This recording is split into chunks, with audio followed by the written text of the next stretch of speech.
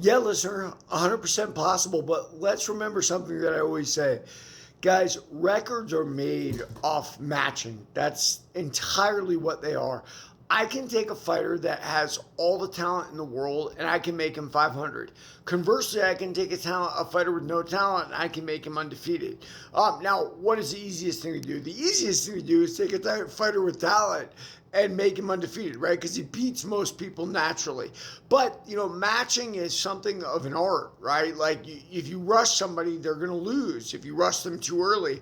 And, because of what fighting is, a lot of people get rushed in this game. Why? Because there's competing interests, so to speak, right? Like your trainer, your manager, your promoter all have different interests than you as a fighter. And they either want to see you succeed or fail. And the way they think about it as well, if he's so good, he wouldn't lose anyway.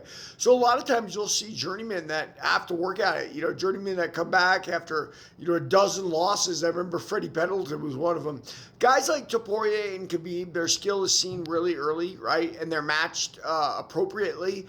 And they win every single match. But make no mistake, if they stayed long enough, they will lose too. Like, there's no doubt about it, because at a certain point, age catches up with you. At a certain point, your style catches up with you. The more you leave your imprint on the fight game, the more people will figure out ways to beat you. They'll see you, they'll see what you do, they'll see your tendencies, and eventually they'll figure out a way to get beyond whatever it is you offer. So do I think Khabib would have been undefeated forever? No way. He defended the title 3 times, right?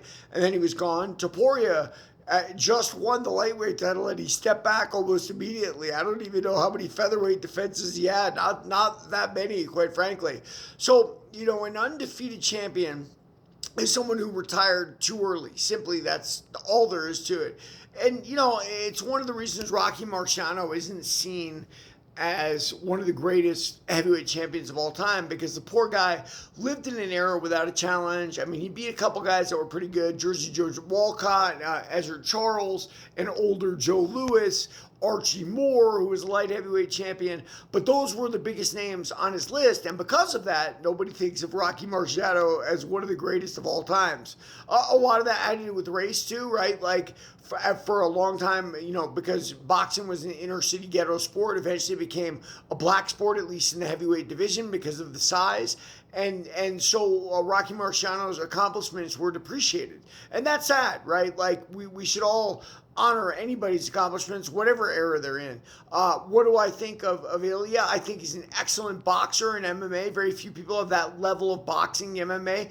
And I talk about that a lot in my own personal travels. Like, the level of striking in MMA is so low. Why? Because the most important base is the ground, because you're going to probably go there anyway, right? And the other thing is, the wrestler can generally choose the ground as the fighting area. So you better be able to have some takedown defense, or you're not going to make it in MMA. And that makes the striking not as good. Now, it's been changing lately. Adesanya, Alex Pereira, and stuff like that, but not in the boxing sense to Ilya. And that's very cool. Like and follow for more of the fight game.